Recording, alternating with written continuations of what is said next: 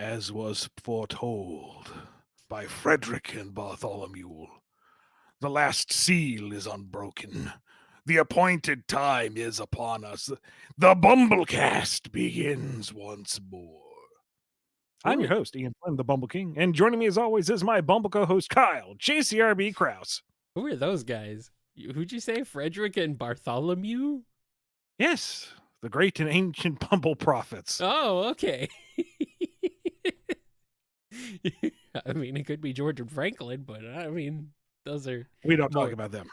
more interesting names anyway. For whoever out there is going to put together the BumbleKast wiki, there's your deep lore. Uh-huh, uh-huh. So welcome back, BumbleKast Live end of the month show, same as it ever was. Big thank you to Jen and Professor Rye for managing all the questions for us. Big thank you to Kyle for reading them all. Big thank you to you guys for giving us questions to answer, because otherwise this show would be not. Uh, please keep yourself to one question at a time. Wait till the one is answered before throwing another one into the ring. Any questions that are not answered will be rolled over into the standard and priority queues. Super chats get priority. Any denomination, just throw it in there and we'll get to it. And if we can't get all of those within 2 hours, those will be rolled over into the next recording for a priority Q&A. I think that's everything. I think so. Yeah, we have a lot of questions already. Well, good. So let's not waste any time. Let's go ahead and get right into them. Yeah, let's go ahead and get into this one here from S Shining. What would be the perfect date for Sonic if he go with Amy? What activity he would like to do with Amy? Kind of depends on who's setting up the itinerary. Like, if he is setting up the date, it's going to be some kind of high speed adventuring travel thingy, which she'd be fine with. Might be exhausting, but she can keep pace fairly well, and she enjoys adventuring. Smash She might Badniks. like a little more downtime, but you know, if she were setting it up, it would be much more low key and slow paced, much more intimate. Sit down and talk, share feelings, share thoughts, and he can do that if he's in the mood for it. He does like to relax occasionally. If he ain't in the mood for it though, and really does want to climb that local skyscraper, then he's going to be kind of tapping his foot, going, "Yep, lovely conversation, kidnap. Get the bill, please. I just want to go running, please, please, please, please, please." Hurry up. Hurry up. Waste time with this. It's a waste of time. We gotta go blow up Badniks because that's fun. All right, here's this one from The Last Baby Man. What would Starline, Clutch, Mimic, and Surge have been like if they were IDW's versions of the Egg Bosses? Well, I mean, Starline already kind of was. In a I sense, mean, yeah, I suppose. effectively, he was. He could command forces. He answered directly to Eggman. It would just be either he got his own territory or he could just be Eggman's major domo. You know, um, I don't see that changing too much. Clutch, outside of not really wanting to wear a uniform, could work as someone who's on kind of the underside of things, not necessarily overtly controlling territory, but managing things behind the scenes, keeping supply lines running, doing dirty dealings to keep the Eggman empire humming. Who else was on the list? Mimic and Surge. Surge, I don't see being able to control territory. She would be more like the fleshy equivalent of Metal Sonic. She's itching for the next round of a fight. Why can't she go do it? Because he has a plan. She doesn't care about no stinking plan. Let her go beat up the blue boy. Yeah, pretty much. And likewise, Mimic isn't really a commander of anything. If anything, he is an infiltrator. So he's not really so much an egg boss as like an egg agent in that scenario. And you would always have this lingering worry of, okay, so we're meeting up with this freedom fighter group we haven't seen in forever. Is everyone who they say they are? Or is Mimic one of them? And you just don't know because it's been a few issues. It's been a story arc since we saw them last. Lupe, tell me your entire history to make sure we know it's you. Oh boy. Wow, there are some extremely generous people sending us super chats. Thank you guys so much. This is kind of amazing. We'll get to your questions very soon. But here's this one from Ellie. In issue 48, there's an ad for Chow in Space, and in the CIS YouTube short, you can see a DVD for the movie. Does this mean all of IDW currently takes place before that short? Uh, um, Sure. I wouldn't read too much into it. I mean, Chow in Space has been advertised in SA1 and SA2. Well, Chow in Space 2, excuse me. That's right. The sequel, buddy. Maybe 48 is just for like the DVD collection or something. Do people still buy DVDs? Um, not as often, but Physical yes. media? Yeah, some people. The home release. This is the streaming release, I guess. Yeah, I mean, they still make them, so they must make some money. Advertising the cassette tape of the soundtrack. I mean, people bought Morbius on Blu-ray because they could. So why not? They wanted to morb, and they heard there was a lot of morbing in that movie, so they bought it. All right, here's one from Guitar Station. In a world where Surge and Kid are the mascots of Sega and our culture is influenced by her vibes on the 90s, with punk fashion never dying, how much different would this reality be like? I don't know. Is that the good timeline? It's hard to say. Sure. That's assuming we are in the bad timeline, which I guess, yeah, I guess so. There's a fair argument to be made either way, I suppose. Hard to think of Surge and Kit being the main characters just because of how inherently toxic the relationship is built to be. So it's hard to think of them as carrying onward unless, in this hypothetical scenario, it starts off toxic and resolves itself to be something a little more wholesome by the end, but they still keep that punker attitude. So I think the more interesting thing is how would Sonic and Tails be rendered? See, I'm thinking of like all the other attitude-filled mascots of the time, and Surge is just kind of like one of them, just a rip off of Sonic, really. Yeah. just God, just completely missing the point of what Sonic is, you know? Like in an unintentional deconstruction in an attempt to be even more edgy and cool and appealing to a certain 30 years demographic. sanding down her edges. What would she be like today? Ugh. Scary thought. Sonic.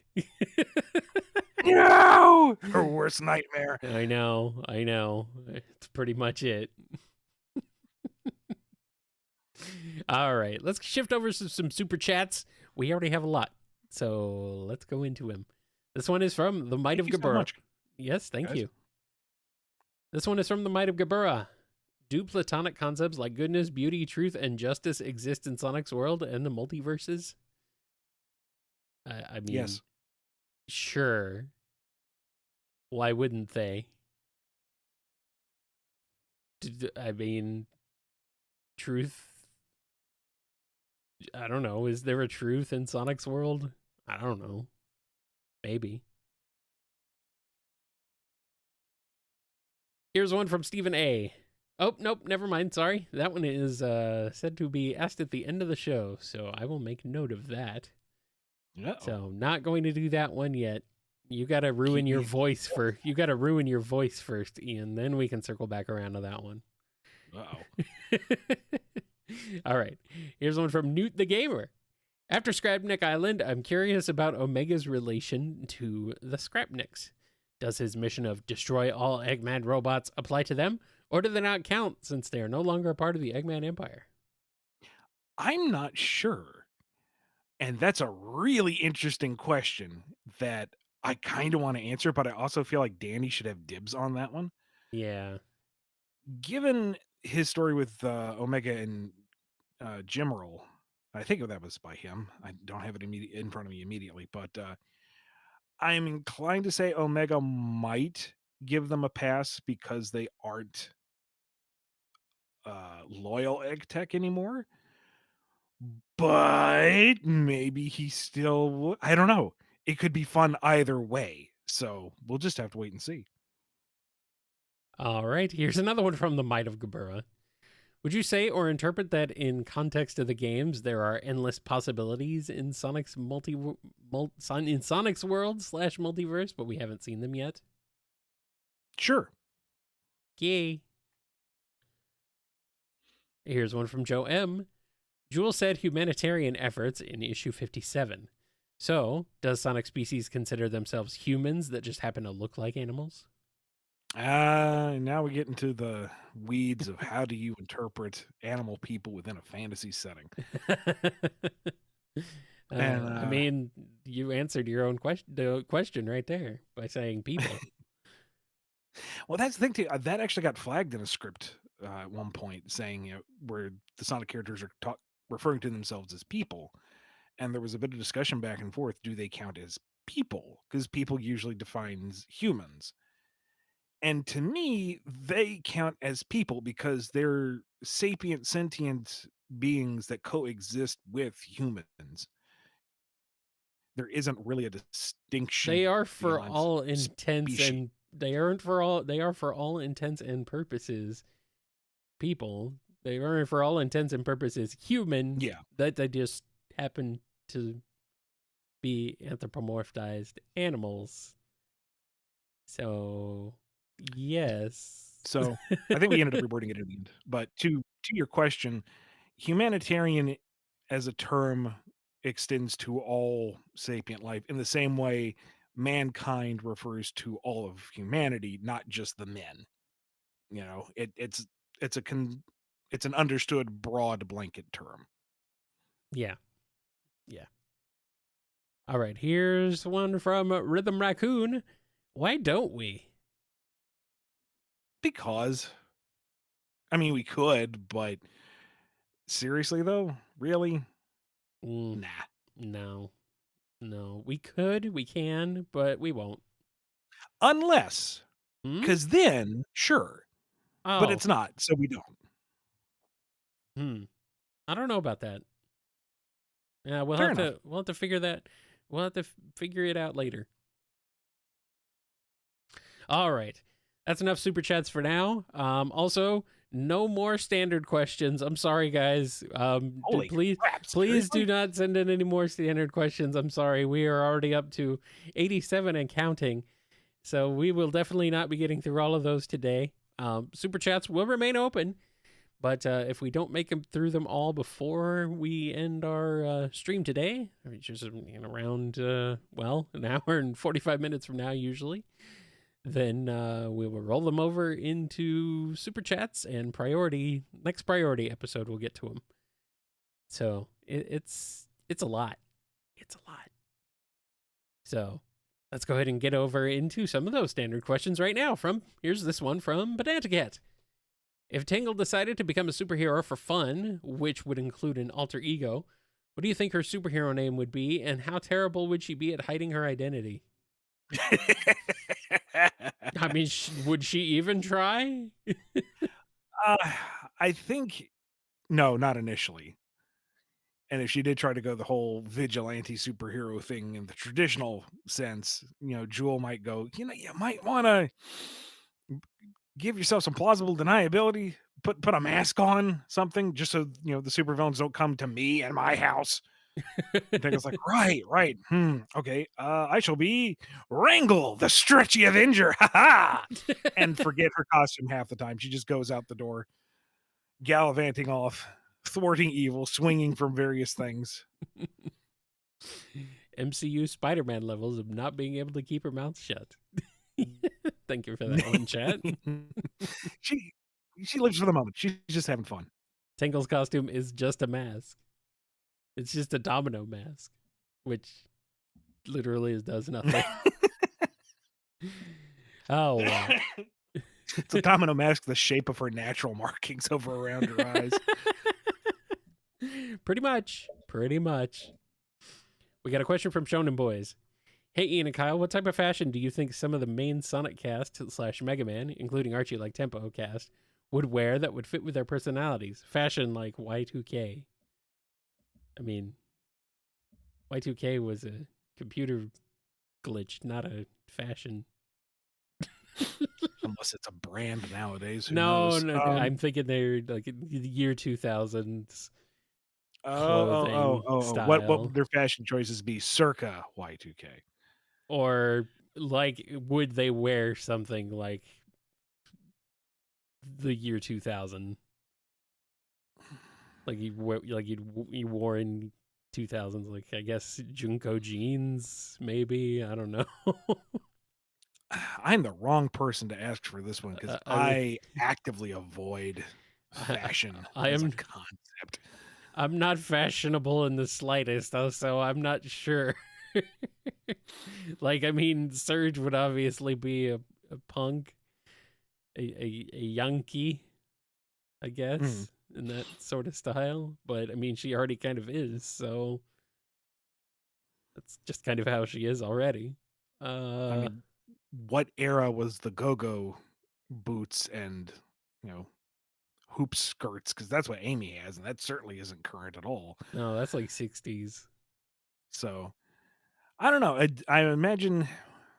See, for that, you need to understand what the kind of cultural archetypes for the fashion was of the era, Yeah, and then reverse apply that to the characters given who they are.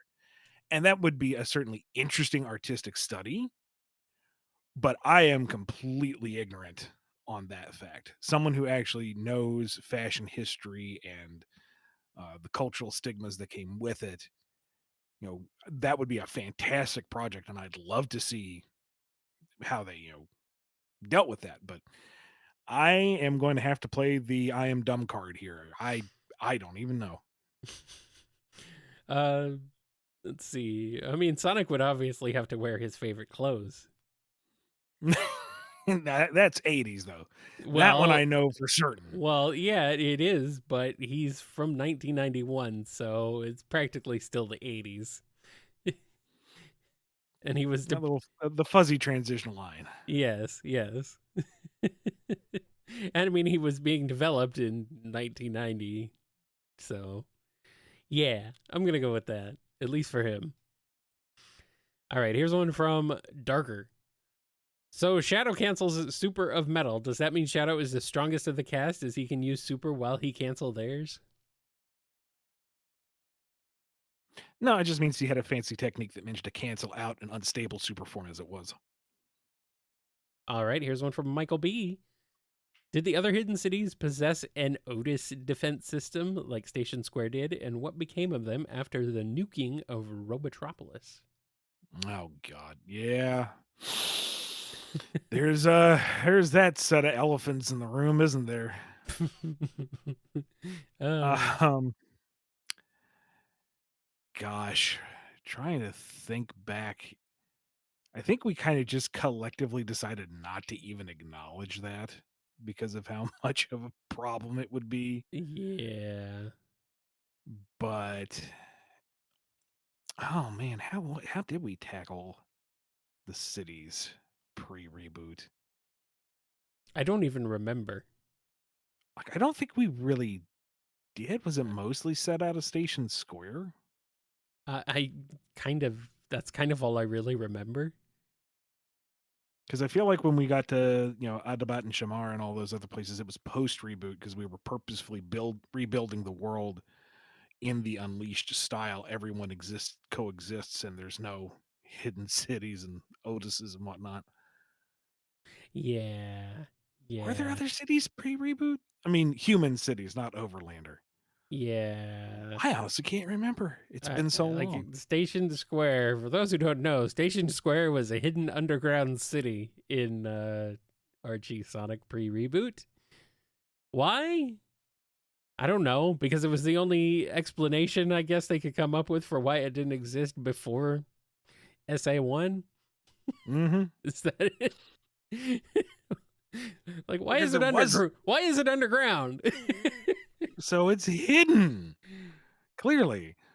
I mean, couldn't it just be like Wakanda and just hidden from view, not, underground? Yeah, but Station Square was like technologically around the Y2K era, so they shouldn't have special Wakanda-esque tech. But they That was more but the Overlander thing. They but had the high tech stuff. but then they also have they have like a projector that like shows them the sky, even though it's not the sky above them. And also, it's an entire LED paneling is way lower tech and than also it's hard light constructs that expose the and, rest of the world to a singular image. and also it's an entire city underground, like a real actual like like like a New York City style city or a San Francisco style city. Yeah, Uh, completely self-sufficient, cut off from the rest of the world. I don't understand this. And this, my friends, is why Sonic doesn't make any dang sense. It is an excellent lesson in the dangers of licensed tie-in material. Yep. Because when the licensor says, "Hey, shift in status quo," you dance to their beat. Yep.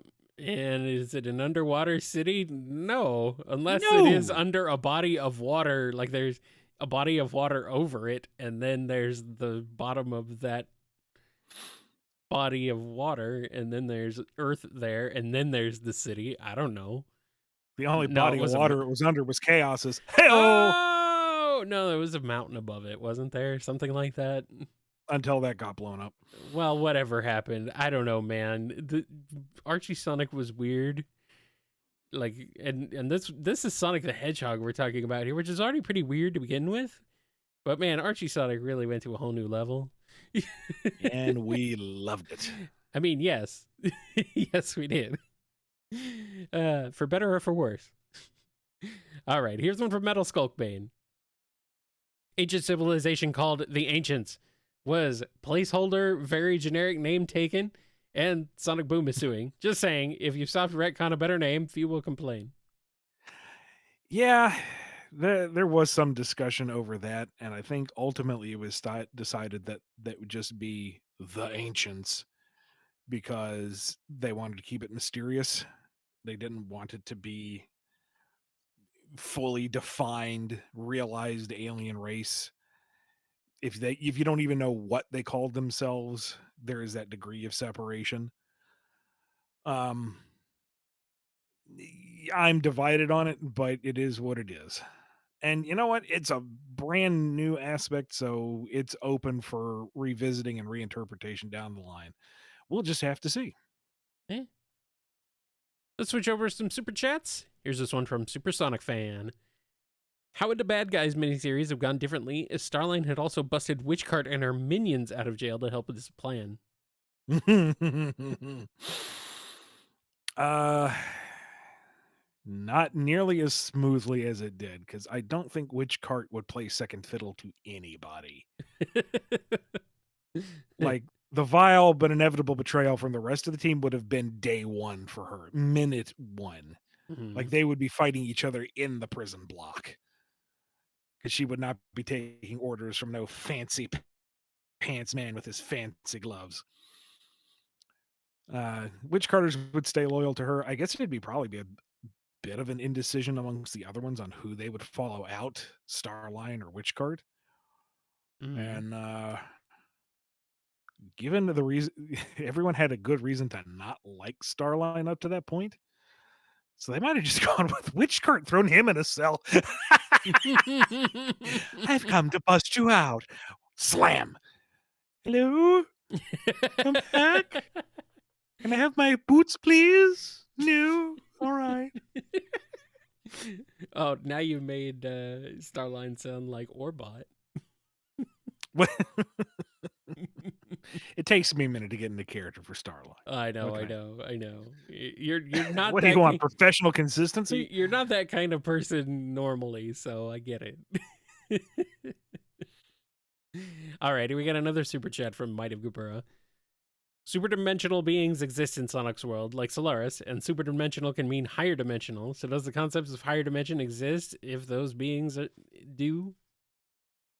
Sure. Yep. Here's one from Levi C. Who is smarter, Dr. Eggman or MCU Tony Stark? Huh. um. Huh. I mean, they're equally parts vainglorious. They both make obviously bad decisions in hindsight and then still somehow make them work. They're both kind of hypocritical in their execution and mindset sometimes. They both have incredibly powerful tech. They both But have. I'm still alive, so Yeah, for now. For now. Here's one from Stephen A. Bill and Ted, which is your favorite of the films and why? shameful confession, I've not actually seen any of the Bill and Ted movies. Well, I know what we need to do next time I'm there then. Yep. Or you're just They're gonna on the list. They are, but I never got around to them. or you're just gonna look at me like I'm a crazy person watching these movies and laughing, and you're just gonna be like, this is the stupidest thing I've ever seen in my life. What is the appeal of this? I don't understand. But I do need to still watch the Ghibli movies, among other things. So that's a good point there. So there's a lot of movies on my list that I haven't watched yet that people are probably like, gasp! How dare you not watch those yet? It's like, yeah, I know. So, Well, since I can't answer it, you answer it. Which one is your favorite? Bogus Journey. I mean, the first movie is great and it's very silly. It's legendary, but I don't think it just goes wildly off the rails for Bogus Journey, and I love it for that. So, Bill and Ted die in that movie effectively, and then recruit Death into their band because why wouldn't you? If you met Death, wouldn't you want to recruit him into your band? Well, yeah. Yeah, I mean they needed a bassist, so. And then there's the robot us's and Station. For some reason, Station is like a catchphrase in that movie. And then they cap it all off. And they cap it all off with the song Battle Stations by Winger, which is a great song in its very cheesy 80s way. It's just a wonderful, delightful movie, and it's stupid, but that's what makes it great, you know? So, yes, that is my favorite one. I like them all, though. Here's one from Metamode. Eggman seems to be significantly stronger than the average person, slinging Starline and Surge with ease. Boom Eggman looks stronger. Is he? Could he throw Dave halfway across Hedgehog Village? I mean, with broad shoulders like that and that low center of gravity, yeah, I could see him kind of just trebucheting the poor guy. Boom Eggman has like a kind of a cartoony bodybuilder-esque shape to him. He's got that that V. Meanwhile, Prime Eggman is just an egg man. Well, that's the beauty with Boom Eggman's design is it's just you turn the egg upside down. The white part's at the top. Yeah, okay. It's a good point. That's a good point. Just yeets him right through, right out. Just boom. Ah, good stuff. JJ Slider has a question.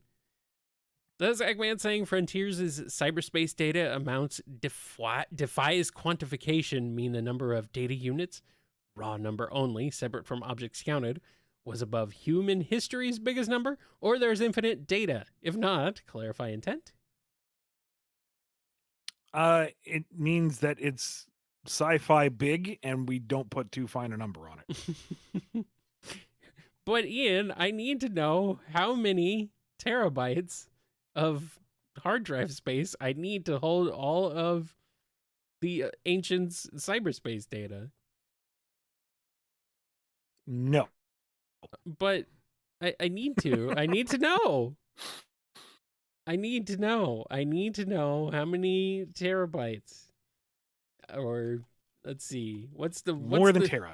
What's above tera? what's above terabytes? I forget. Petabytes is that. But there's even bigger than petabytes. Petabytes. Yeah. There's some bigger. Like there's a yottabyte. There we go.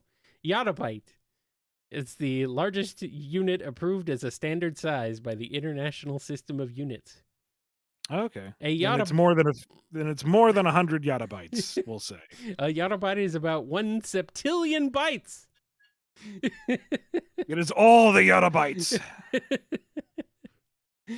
The storage volume is equivalent to a quadrillion gigabytes or a million trillion megabytes. Wow. Okay.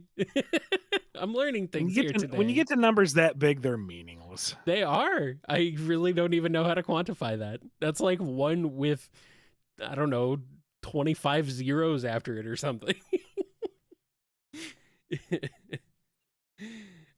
Either that or there was an integer overflow and it's a single byte. Yeah. Oh, no. The ancients were very boring people. Yes. Computer programming joke. All right, here's one from Hero Squad. Steamed hams, but it's a Sonic Boom episode. Who's Chalmers in this situation, and who's purchasing Medburger and disguising it as their own cookie? Well, I mean, this is just a perfect setup for Eggman. Because Eggman is a perfect skidder. That's the thing, though. Eggman could be either. I mean, he could be either, but I really feel like he really would be most funniest as. I mean, he is Skinner. very eager to please. So maybe Sonic is the Chalmers in this one? Or Shadow.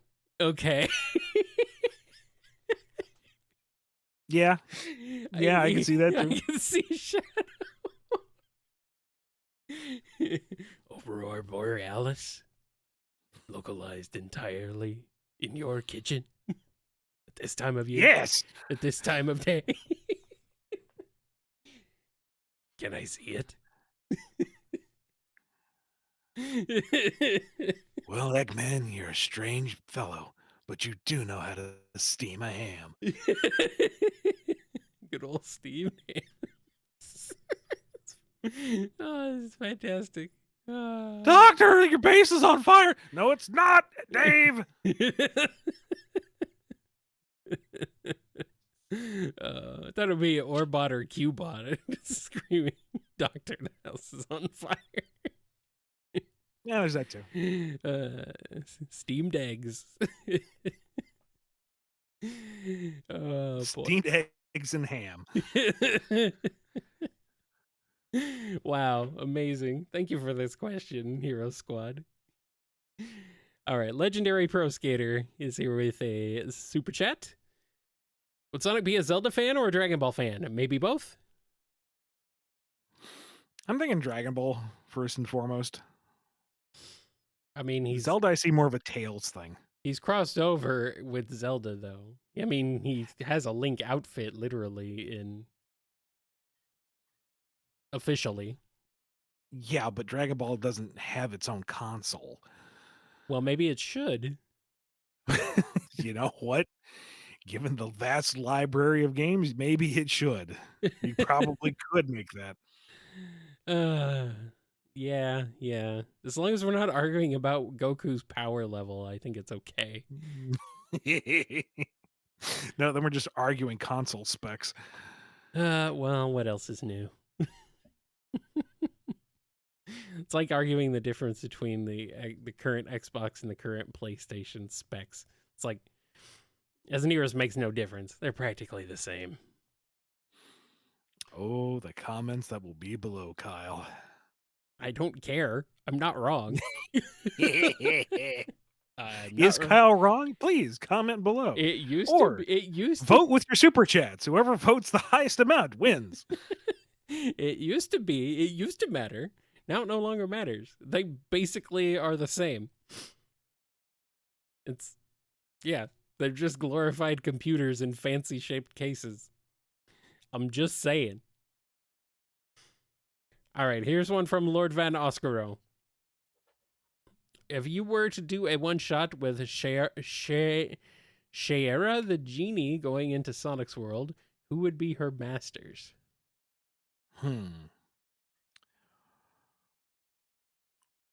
I mean, that isn't too far-fetched an idea.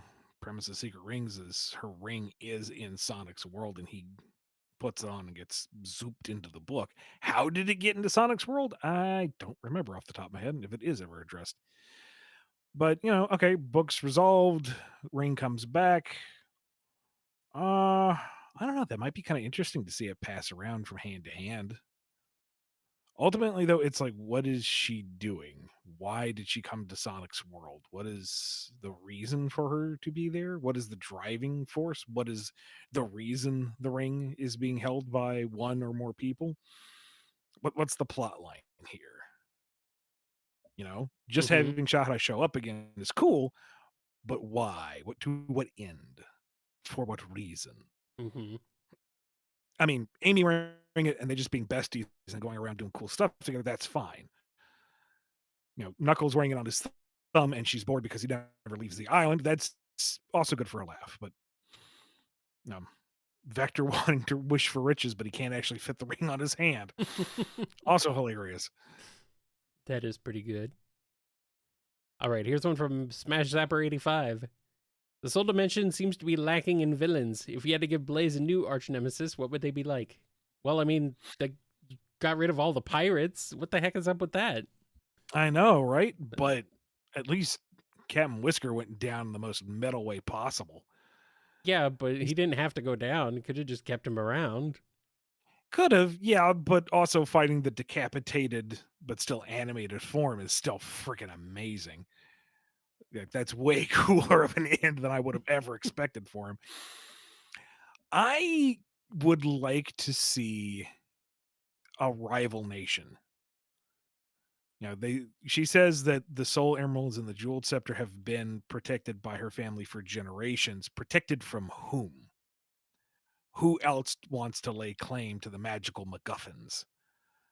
So that's what I would want to get into. What other nations are in the empire? What other rulers answer to Blaze and are happy with it, or maybe not so much?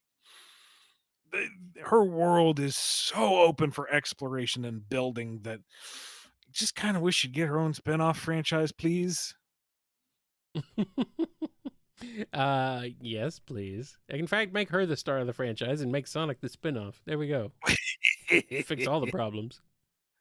I mean, I would totally go full like Game of Thronesy on this. Just Mm. Mm. Mm.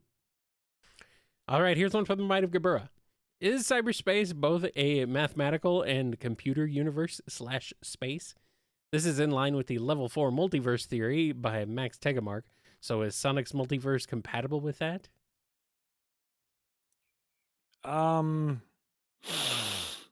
If the question is, could other dimensions interact with cyberspace? I'm not sure, to be honest. I mean, that we don't. There is not an internal answer. I'm not dodging some spoiler. I don't think that's actually been fully thought of internally. But I'm inclined to say no, just so that its reach is already incredibly vast. Adding it to the multiverse would be kind of ridiculous in scope. But I don't know. Maybe I'll get overruled on that if that Hmm. ever gets actually addressed. Well, how philosophical are you going to make Sonic's world again? Is this your secret plan? Is this what's going on? I am simply natural. Oh, okay. That's better. All right, here's one from Stephen A. Cisco versus Picard. Who's your guys' favorite captain and why? Bald versus bald and beard. God, I'm tired. Me too, Steven. I'm very tired all the time. Uh, I mean, Cisco did punch Q. I'm really surprised Picard never did, because there were many times that You could tell he would have wanted wanted to. to. He absolutely would have deserved it. I mean, Ah, he's an extra dimensional being, Picard. Just punch him. He's not like a person in the literal yeah, but personal Picard sense. Picard was like the ever professional diplomat, I and know. Cisco was just trying to get stuff done. Yeah. Why is everyone making it his problem? Now he has to fix things. He is not putting up with any of this nonsense. So, I love them both, and I want to give Picard more, but I don't know, man. Cisco's just, I mean, Cisco's a vibe, man. I don't know if I can choose. It's a much more refreshing question than Picard versus Kirk. So, thank you for that. Yes, yes. I mean, like, Picard survived being Locutus, and he survived the first encounter with the Borg, and was kind of one of the spearhead leaders in all sorts of major conflicts. But Cisco held down the fort on Terok Nor when Yeah. everything was going to hell in a handbasket. And I'm not sure if there's been follow-up material. I'm sure there has been, but I haven't read or seen it, of him and Gul Dukat fighting off in like whatever magical alien heaven space they went off into. I mean, Cisco's basically the Messiah. That's a completely different criteria, you know? I mean, Cisco is more of a like a believable real person than Picard, I suppose. But Picard even is who still, we idealize and want to be. Cisco is still a badass, but yeah, maybe a little more attainable. yeah, that's what I would. I think I'm with you on that. And you know what? Which one do I like? Which one is my favorite and why? I don't know, man. I can't decide. I mean, Cisco's big bads were Gul Dukat, and he punched Q. So uh, this is really you just know, I mean, I might have to give this to Cisco. maybe this is really just gonna be like this is just really an excuse. I should watch Deep Space Nine, like for real, for I know, real. I know. I really want to too. It's on Yeah, the list. yeah. I mean, I've seen enough of TNG. Even though I haven't sit down and watched it in its entirety or anything, but Deep Space Nine I watched, but not nearly as much because I guess there weren't as many episodes of it, and it wasn't on for nearly as long. So, oh boy. Well, we're gonna go ahead and switch over to some standard questions for a bit. Starting with this one here from Way Family. Rough and Double have always struggled to perfect their art, so what would happen if they sought the help of Wendy Witchcart? It would become a very ugly argument in iambic pentameter. Well, I mean, I guess so. Like they would be really throwing down over the heart behind rhyming. Why do you even do it? You can't just rhyme everything, then it isn't even important, and it just becomes the most awkward and ill-composed rap battle you can imagine. And that's what makes it glorious. All right, here's one from Ethan M. Overly sarcastic productions Red, unironically, loves Sonic's IDW run, and Matt Pat used the BumbleKast in the game theory. How does it feel to have big YouTubers enjoying your work? I'm flattered. I'm glad they do. Um, Even more appreciative for any traffic they send our way because, our channel's still growing and everyone is welcome. Yes. I mean, we just passed 5,000 subscribers. That's pretty cool. Woo! We could go for another, I don't know, 5,000, 10,000, 50,000, 100,000 more if you want, you Who know? would keep the placard that YouTube would send out? Who gets the shiny box? I mean, is your branding all over this thing, so it should be you. I don't have any room for it. You do Yeah. all the work. You can have Oh, I don't have that much room either, man. it. All right. Here's one from JW. Okay, I need everyone's opinion on this, including chat. In a Mario and Sonic crossover, would you rather have the Paper Mario universe be separate and combined with the storybook universe or not? Hmm. Hmm. So we're saying like it's a crossover between the Paper Mario and storybooks, What I could and treat that see, as its own thing. that's kind of what I'm reading this as. Like it's a, like maybe it's like a concurrent story where like mainline Mario and Sonic are crossed over into mainline, but then Paper Mario and the storybook universe are crossed over. I don't know exactly how that would work considering Sonic is only one Sonic. Yeah, the storybooks are part of mainline Sonic, but now I'm wanting to see the next storybook game done Paper Mario style. That'd be cool. uh, yeah, actually. Hmm. I guess like Paper Mario and the storybook series exist on the same plane of existence, then maybe. So anyway, yes, guys.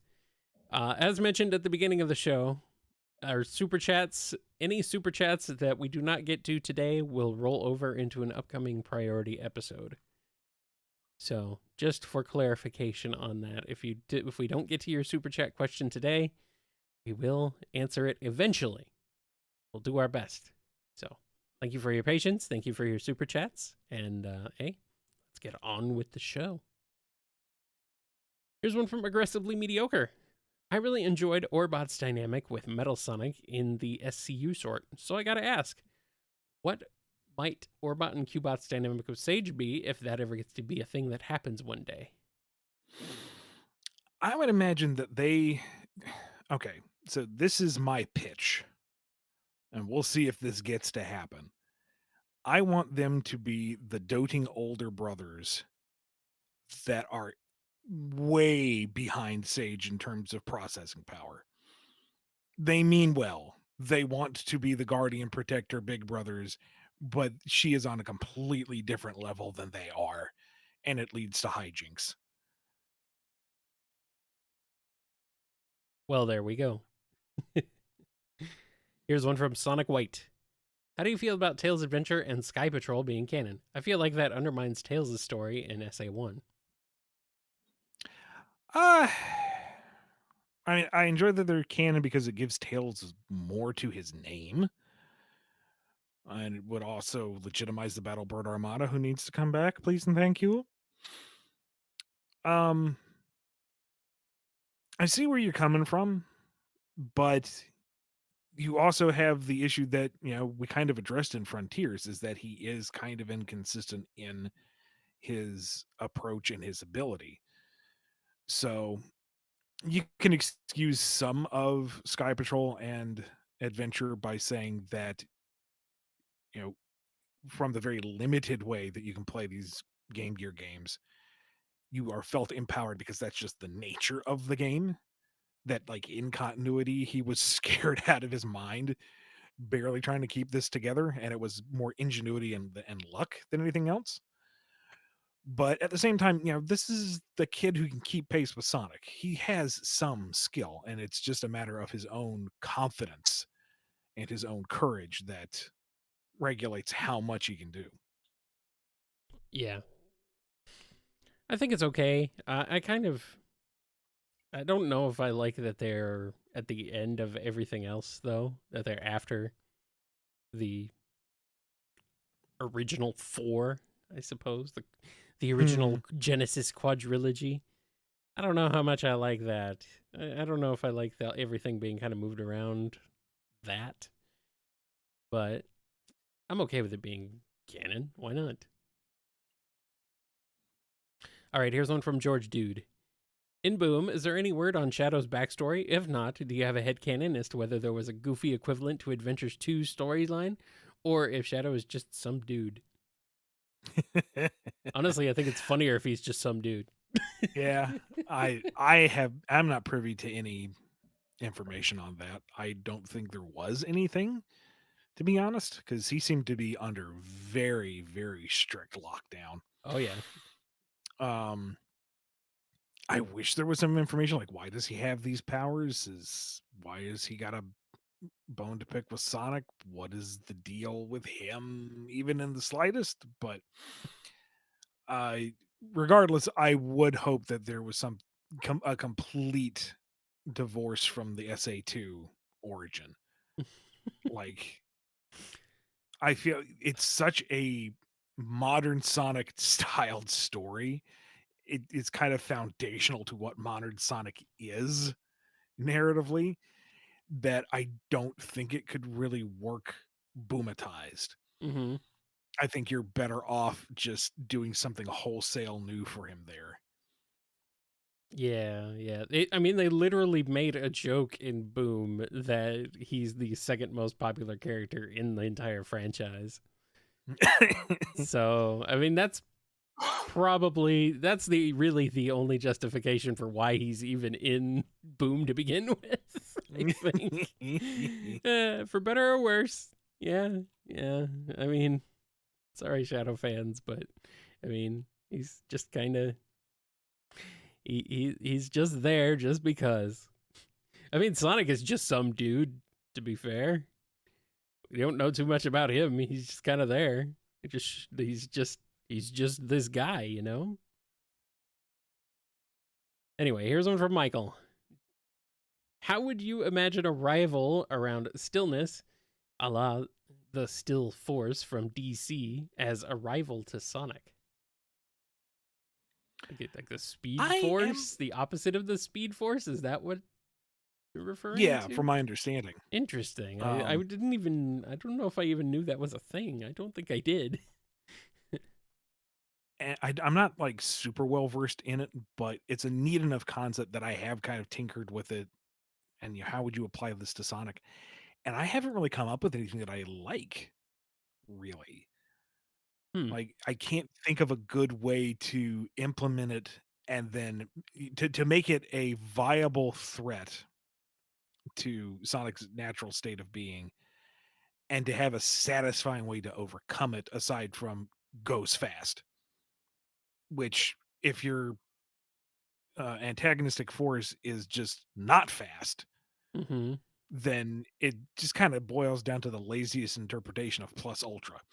It's to me, it's not satisfying enough of a resolution, and I don't know. It's a neat idea. It has occurred to me, but I do not have a good way to tackle it myself right now. Maybe somebody else can do a better job with it, but personally, I haven't cracked that one just yet. A good one here. Big is the master of the Still Force. I mean, uh, big mood. All right. Apparently, there's also Strong Force and Sage Force. Oh, Oh, didn't know those. okay. I didn't know those either.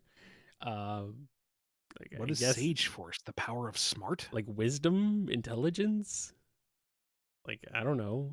I guess Sage would have to be the master of the Sage Force because I mean it's right in her name. You already put her in there. Oh, the Sage Force is an energy source that radically enhances the minds of its conduits, as well as granting them psychic powers such as telepathy and telekinesis. Interesting. Ah, okay, okay, okay. Okay. So, like, the Speed Force Literal gives you, knowledge is power. yeah, this is the Speed Force gives you speed, the Sage Force gives you knowledge and fancy brain powers. Interesting. How is it relevant to everything else? But I don't know. But Silver, I guess, would be like Sage Force guy, huh? Yeah, yeah. That would make some sense, I suppose. All right, we got a question from Shining 4. Emerald in Sonic Battle considered Amy his mother, and she considered Emerald as her son. Does Emerald and Sonic have a father son bond as well? I don't remember this, but I mean, it's might be the case. Amy was written in an interesting fashion in battle. Hmm. I don't think Sonic and Emerald ever had a father-son relationship. They were more just bros, or in a familial sense, in the same way like Sonic and Tails are. Sonic is the mentor, and Emerald has learned from him and values his input as his elder, I suppose. Hmm. Uh, but no, he was not Papa Sonic. No, no, nobody is Papa Sonic. Nobody wants Papa Sonic. He's the ultimate runs down to the store to get some milk and never comes back kind of guy. Never want that. Here's one from Maple Tea. If Tails ever felt insecure about if Sonic really considers him family, do you think Sonic would change his name to Sonic Prower? It has a ring to it. It has many rings sometimes. Sometimes. Oh, I think if Tails was really hung up over it and it was a super big deal to him and he conveyed that to Sonic, Sonic would be fine with it. I don't think he would really care personally, but if it was something for Tails, sure, I think he'd roll with it. Yeah. Yeah. Would the franchise's name change? No, because he's still Sonic and he's still a hedgehog. So you can still call him Sonic the Hedgehog. It's just his full name is Sonic Prower now. I mean, it's better than the previous full name he had that I will not mention, even though maybe I should. No, Nope. I'm Next not. question. Here's one from Scruffy Met. When Sonic went super at the end of the Metal Virus saga, it seemed to cure him instantly of the virus. Why did turning into Super Sonic not cure him of the cyber corruption in Sonic Frontiers? Completely different corruptions. Digital versus physical. Like the metal virus was a corruption of him at a molecular level. The cyber corruption was at like a reality level. Mm-hmm. He was being torn between dimensional planes. It was, I don't know how you would quantify that exactly, but it was messing with him on a different level. Yeah. Yeah. It's like a Back to the Future when you just fade out of existence. Maybe. Something like that. Here's one from Oz Jam. We're switching over to super chats now. Enough of power scaling. Who in the universes of DCAU and My Hero Academia would get along, and what individuals would be best of friends or rivals? Oh goodness. So the DC animated universe and My Hero Academia, huh? I mean, first you have to get Deku to calm down for just a minute because he's just been exposed to an entirely new universe of individuals and power sets and interconnectivity, and he's just going to nerd out something hardcore.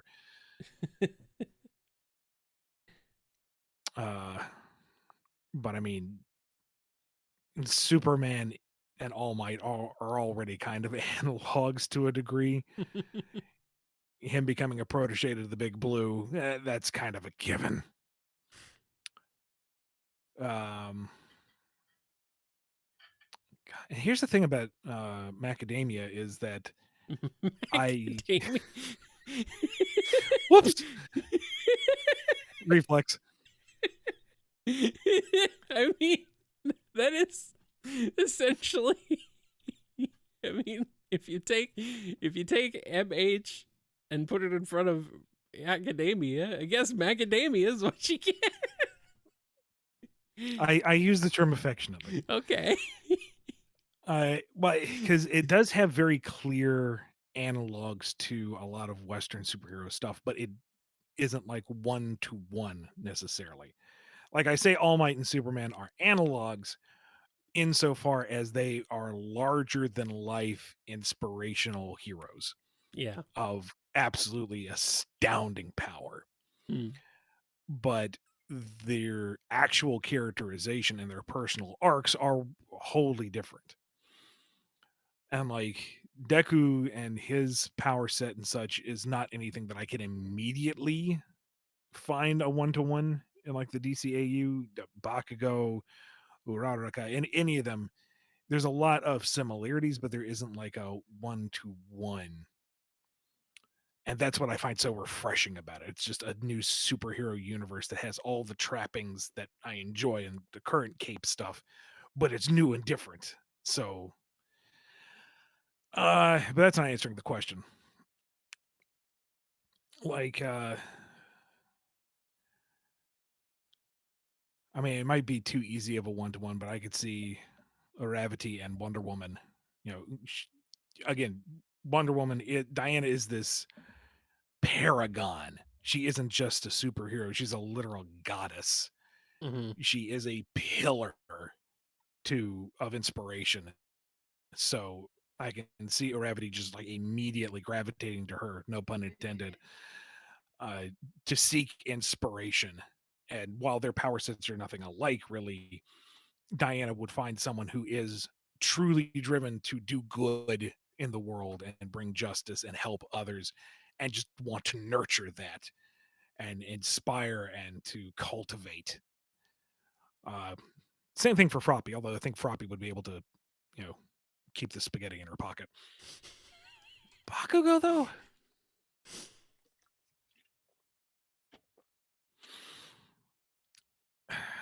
Kind of look at the rest of the DCU and take it on as a challenge. All right, so here's all these other heroes. Who can I overcome to prove that my universe is better?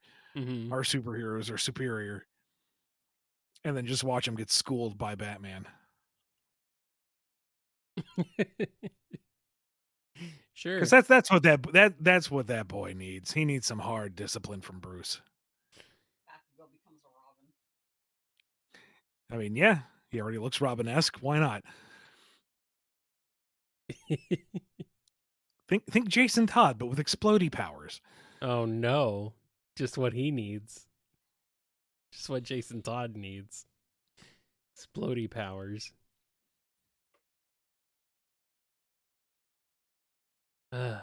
Wow. I still know very little about My Hero Academia, so I know Macadamia though. Those are pretty good, especially in cookies with white chocolate. Delicious. I mean, we could probably do this for the rest of the night. So let's cut it there. Yeah, let's move on. We got a lot of questions. Here's one from Lucar.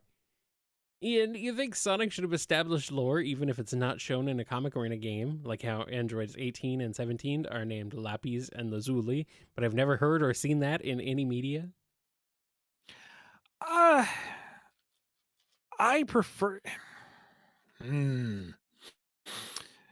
This is an iceberg question. It really Oh, is. this is simple. Oh wait, no. It really is because I mean, if you, like, mm, mm, hmm, I feel like if you have lore that isn't going to be used in any capacity, then it's superfluous. You're wasting creative time and energy, and you're creating potential internal conflicts for material that's never going to see the light of day. So why bother?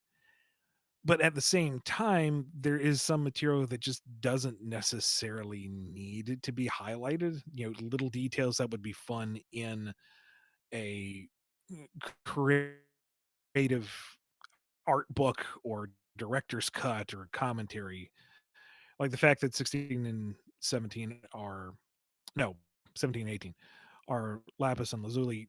You know, that's a neat factoid, absolutely, but it doesn't affect their stories. mm-hmm, So I don't know. I personally, my bias is I freaking love the lore stuff. I want to have all the tidbits, all the trivia, all the factoids.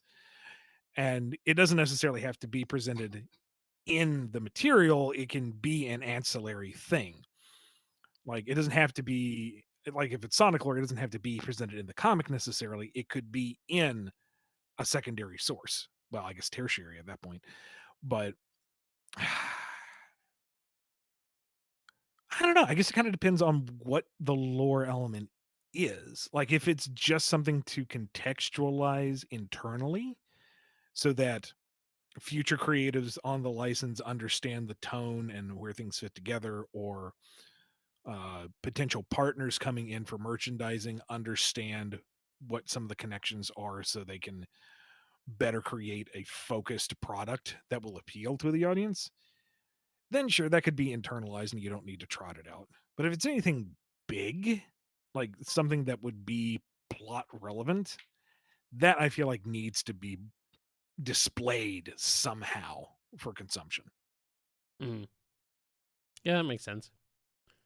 Here's a question from Ray H. In Sonic Heroes, Amy was made a speedster, but lately she's only been a speed type in the racing spin-offs. Is Amy still considered a speedster or not? I am not 100% certain myself. I think she's kind of an all-arounder. She's athletic, she's got the agility, she's incredibly strong, and she's kind of quick on her feet, but she doesn't really like excel in any one direction. Like, she's not stronger than Knuckles, but she's stronger than most. She's not as fast as Sonic, but she's quicker than most. She kind of just is a jack of all trades, Jill of all trades, Jacqueline of all trades, Jackie. No, her How name do we is want to do Amy, not this? Jackie. Yeah, yeah, yeah, yeah, yeah, yeah, You can imagine how different the franchise would be if she was named Jackie, though. Jackie Rose. That'd be weird. Although you could imagine if she was named Sally. That would even be wilder. yeah. Here's one from Oscar O the Bearcat.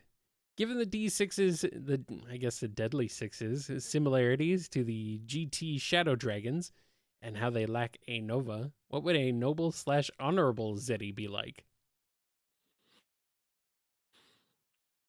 Uh, well, they'd be gray to complete the Chaos Emerald color combinations. Uh huh. Their name would begin with a Z because that's just how they do. And I imagine they'd be kind of along the same lines, the warrior race trope, but they don't do it for wanton destruction. That this theoretical Zeti, this kind of Conan the Barbarian, we'll call them Zonan for giggles. They would, enjoy battle. They would thirst for battle and conquest and victory, but against evil. They would fight the Deadly Six and have a good time with it, but they would let them live so that they could be challenged again in the future. They'd be Goku. I'm writing Goku again. well, maybe just call him Zoku then. How did I go from Zonan to Zoku? Come on now. Or Zomega, Zonan, Zimbo. I don't know. It's Zoku. It's Zoku. Oh well. Solaris Stain has a question. Would Rouge react well to being catcalled? Full wolf whistle and everything? Oh, she'd get revenge. Would she react well? I don't know. What do you consider well? If it was coming from someone that, she might reciprocate, she might flirt back. If it comes from someone she wouldn't, she'd just kind of like roll with it. It's not going to phase her. She's got nerves of steel. But she would find out who did it and, disrupted her day and robbed them blind, teach them a lesson. Mm-hmm. What if she was a cat? Well, then she'd be Rouge the Cat, now wouldn't she? Yeah, but then she'd be cat called, so she'd just be called then, I guess, huh? Yeah. And all the thievery would technically be cat burglary. Yeah. We already have a Catwoman, though, so we can't have that. But we have Batwoman, too, and a Batgirl, so... Somebody But we should... don't have a Batcat. Or a Cat Bat. No, we don't. Or a Cat Bat. Someone should probably...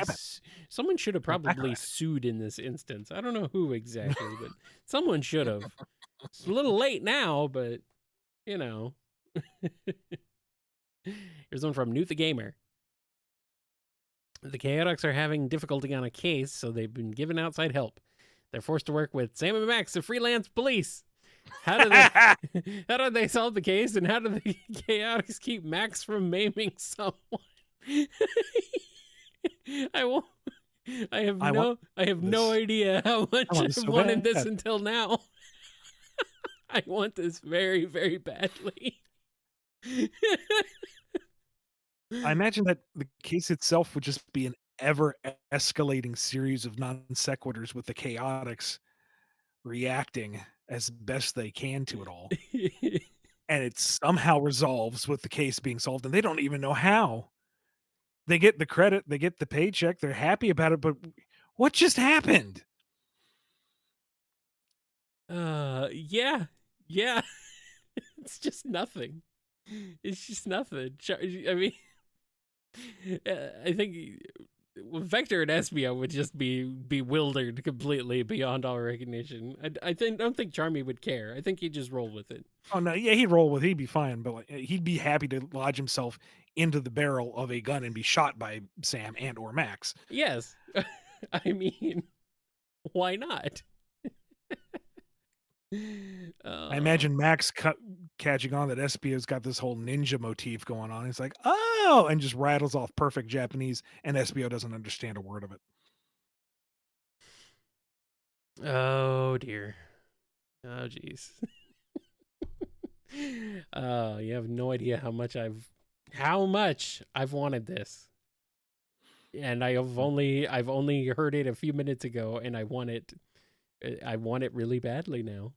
Ian? Vector thinks he's found a kindred spirit in Sam since he seems so even keeled, but then suggests that, when your partner gets a little uppity, all you need to do is give him a good wallop upside the head by a honey baked ham. That usually writes things out. I'm sorry. What did you just say? Can we roll that back a minute? I mean, SBO could probably use a good whack on the head from a honey baked ham once in a while. And Charmy overhears and just starts, cheering, honey, honey, honey, honey. Yeah, pretty much. And SBO is just face palming constantly. All right, here's one from Newt the Gamer. The Chaotix are having difficulty on a case. Oh, nope, we just did this one. Sorry, I'm sorry. Here's one from Rhythm Raccoon. They don't? I thought they did. Guess not. At last I checked. But if they don't, then clearly they don't. I mean, maybe they should. I think they're capable. Unless they do. Well, yeah, but that's if they do. True. But I guess they don't, so. Yeah, whatever makes them comfortable. I guess so. Here's a question from Hero Squad. Do you think people should stop asking, what do the Nermie's hands and feet look like, despite Styx, Tikal, and Darkspine showing us that? I mean, I'm more put out by using the word Nermies, to be honest with you.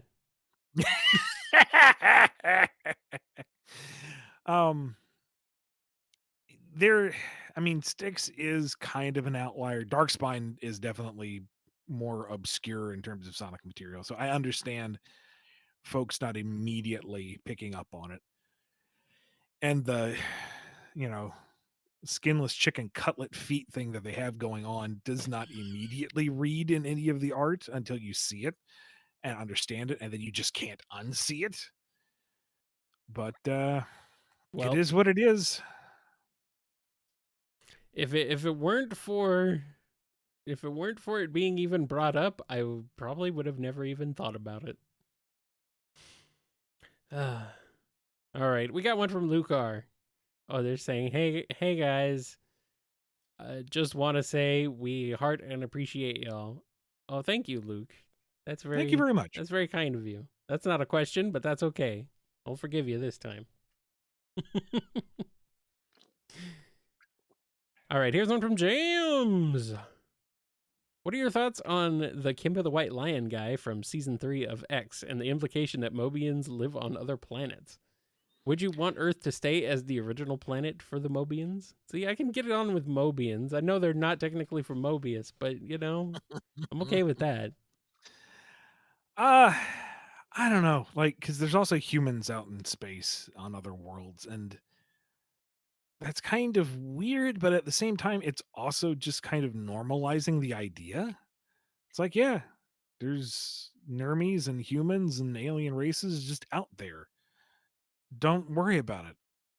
They're there. I mean, it kind of makes the Don Pod and his whole thing track a little easier if the idea is just like, yep, they're out there in space. It's just a thing. And part of me rails against it, going, no, how does that make any sense? How is there a homogeny of species across vast distances? Why are there the same thing in different star systems? Is there a reason for this? What was the proliferation of it? And another part of me is going, just roll with it, dude.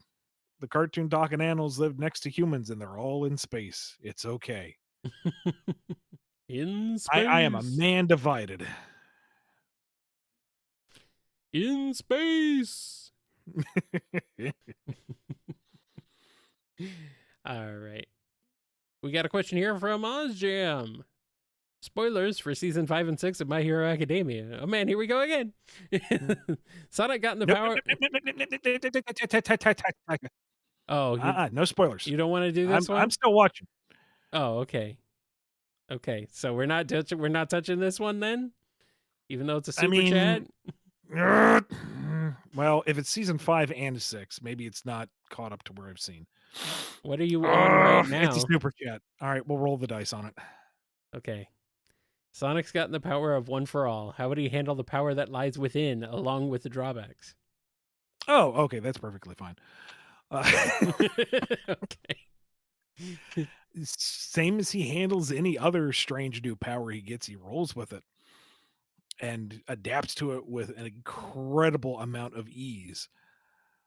Um, I think that the previous holders would be in a similar configuration to where I've seen thus far, where some of them believe in his reckless attitude, his confidence, the fact that he's just going to do what he thinks is right, and others thinking, no, what is this literal child doing with these powers? He has no idea what he's doing. I can't support this.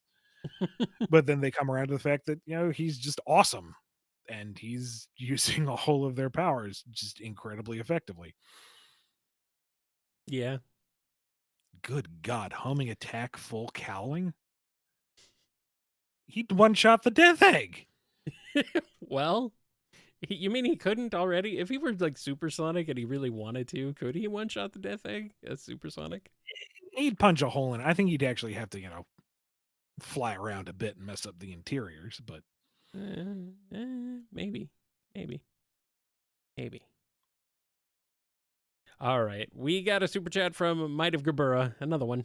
Infinite Omega's names and symbols imply the concepts of infinity and omega exist in Sonic. So do they? clearly, yes. No. Clarification. I don't work on Sonic. I have nothing to do with it, but I'm still saying no. Well, you're just being difficult then. Well, I mean, what else is new, right? Let's do a couple standard questions. This one is from Michael H. So Surgeon Kit can't go super, but what about other forms? Darkspine Surge, Evil Excalibur Surge, Uncannon Lightspine Kit. How do they handle it? I'm gonna say poorly, but also awesomely. Well, I mean, Darkspine was the negative rings giving power, and Surge is all about embracing her negativity. If anything, Darkspine Surge would be better tapped into that energy than Darkspine Sonic. Then you'd have like an electrical fire thing flinging around all over the place. That'd be absolutely terrifying.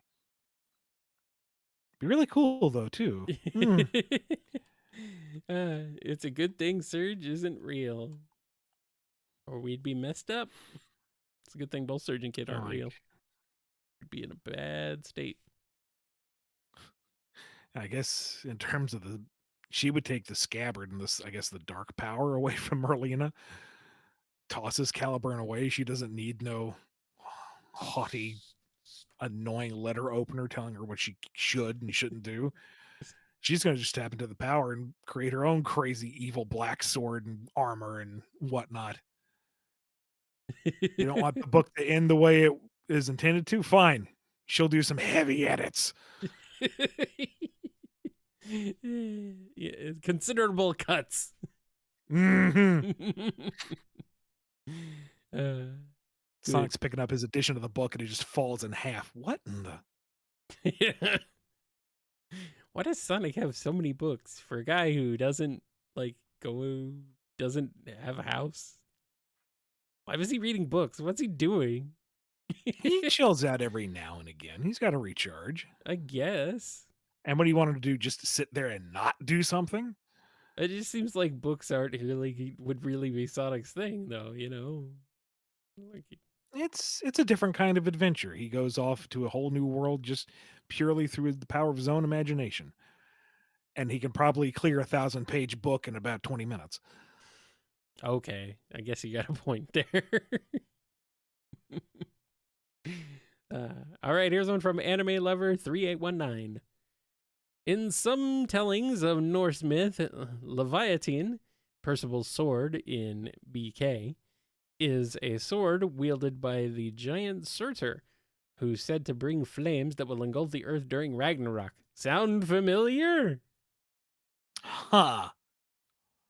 I didn't know that connection, and that's really neat. Nice. They knew what they were doing. They did some research. Yeah, which makes the whole Galahad and Gawain thing just I don't know. I guess something got lost in translation there, but it happens. All right, here's one from Syed C. Game Sonic ends up in the Mobius 25 to 30 years later universe. How does it go meeting King Sonic and the other characters of that timeline? Probably very confusing. A little weirded out. Not the type of future he was expecting. Not the kind of him he was expecting. But ultimately, that Sonic is happy and settled, and they live in a good future, more or less. So cool by him. He would be confused about why he has so many X's. Wants to know what happened to Knuckles' eye. Hat's pretty cool though. All right. We got one here from Uncle Venus. So you're in the Walmart bathroom when suddenly Mimic crawls in your stall and is like, "Phew, that stinks." Anyway, what have I been doing since that end of Bad Guys? How do you respond? All right, this is an interesting way to ask to frame this question. Yeah, that is. You could just ask normally, but no, I mean, I guess No, this is clearly he funny. wanted to stall for time. Oh, well. I mean, he's already flush with questions, clearly. So, and we're an hour and a half in. I'm kind of drained, but let's see. Good old Venus. Thank you, Venus. I've already thrown out puns. I've lost the thread. What was the actual question? What has Mimic been doing since the end of Bad Guys? He's been hiding and biding his time. All right. He's just. Are you sure? Is that all he's been doing? Like, just. He's not some reckless hotshot like Sonic who goes out and peacocks and is like, "Hey, look at me! I'm out of jail." Making rhymes and immediately getting thrown back in the slammer, or But he can literally trying look to like anybody. Like, why would he just hang around in nowhere, just hanging out? Who said that's what he was doing? I said he was hiding. Oh, He can hide in plain sight. I guess that's true. That's true. He's just hiding in bathrooms. I think that's what he's doing. He's hiding in Walmart bathrooms. Wow. Mimic is lanolin confirmed. I don't know.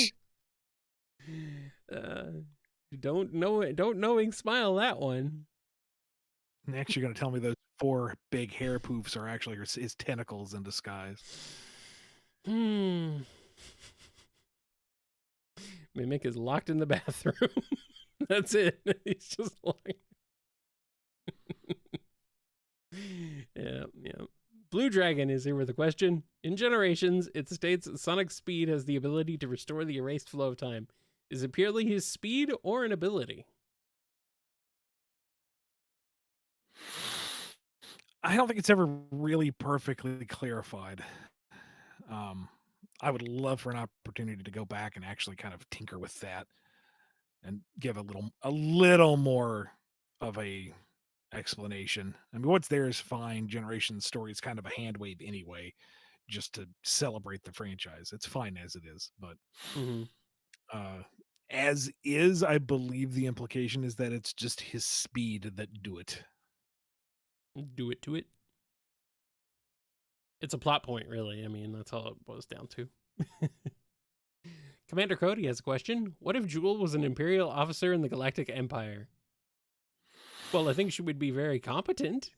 I mean, she could make the uniform work, that's for sure. I don't know if she would, though, because to be an officer, you have to be kind of committed to the bit. And Jewel is just a good person deep down.